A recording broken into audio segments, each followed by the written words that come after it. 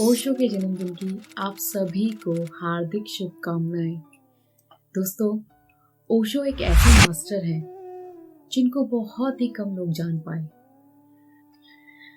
ओशो ने हर टॉपिक इतने अच्छे तरीके से समझाया है ना कि आप हम सोच भी नहीं सकते।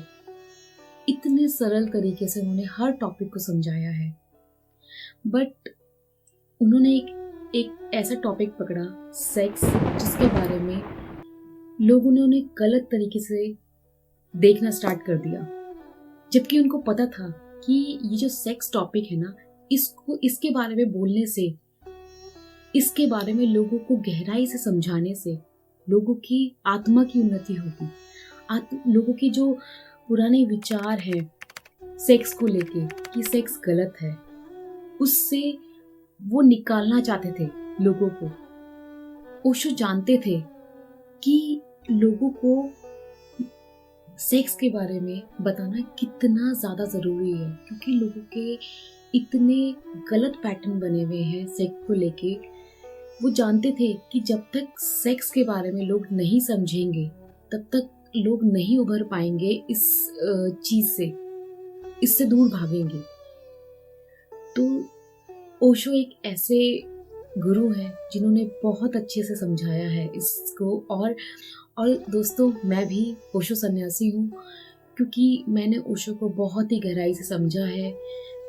उनके हर टॉपिक को मैंने बहुत ही गहराई से सुना है, वो क्या समझाना चाहते हैं। तो दोस्तों, मैं यही कहना चाहूँगी कि आप भी ओशो को सुनिए, ताकि जो भी आपके डाउट्स हैं वो क्लियर हो लाइफ को लेके। दोस्तों, वो चाहते थे कि हर कोई अपनी लाइफ में आगे बढ़े इन सब चीज़ों से निकल के। और उन्होंने ऐसे गुरु शायद मिलना बहुत मुश्किल है जिन्होंने इतने अच्छे से समझाया है। उनकी बातों में एक नशा था कि हम उनको सुने और सुने।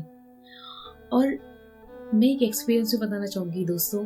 मैं 1 महीने के लिए ओशो के आश्रम में गई हूँ।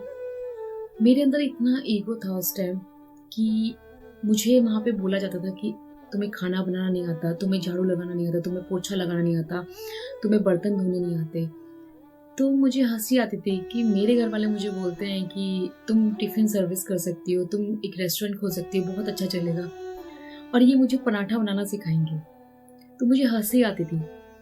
तो जब मैंने संन्यास लिया, उसके बाद ओशो का जो मेरे को एक्सपीरियंस हुआ, मुझे इतना रोना आया कि जो भाव चाहिए होता है खाना बनाने में, एक परमात्मा के लिए जो भाव चाहिए होता है हमें बर्तन धोने में, जो भाव चाहिए होता है हमें झाड़ू पोछा लगाने में, वो भाव नहीं था मेरे अंदर। और वो भाव, और जो मुझे ये लोग बोल रहे थे, ये मेरे एंजल्स मुझे गाइड कर रहे थे। तो मुझे इतना अच्छा एक्सपीरियंस हुआ। मुझे लगा कि ये जो एंजल्स हैं, ये जितने भी लोग मुझे बोल रहे हैं, ये सारे मेरे एंजल्स हैं, मुझे समझाना चाहते हैं। तो ये जो एक्सपीरियंस हुआ ना, ये एक्सपीरियंस तो अद्भुत ही था। मेरे अंदर से इतना ईगो टूटा, मेरा इतना ईगो, मैं खाली हो गई। दोस्तों, जब आपका भाव होता है ना, श्रद्धा होती है ना, तो आपको परमात्मा का वो एहसास हो ही जाता है। आपको समझ आता है कि लाइफ में आप क्या कर रहे हैं और क्यों कर रहे हैं, और आप लाइफ में आए क्यों हैं, क्या पर्पस है आपका। तो मैं आज के इस दिन पे बस आप सभी से ये रिक्वेस्ट करूंगी कि ओशो को सुनिए, ओशो को जानिए, ओशो को समझिए। तो मिलते हैं जल्दी। धन्यवाद।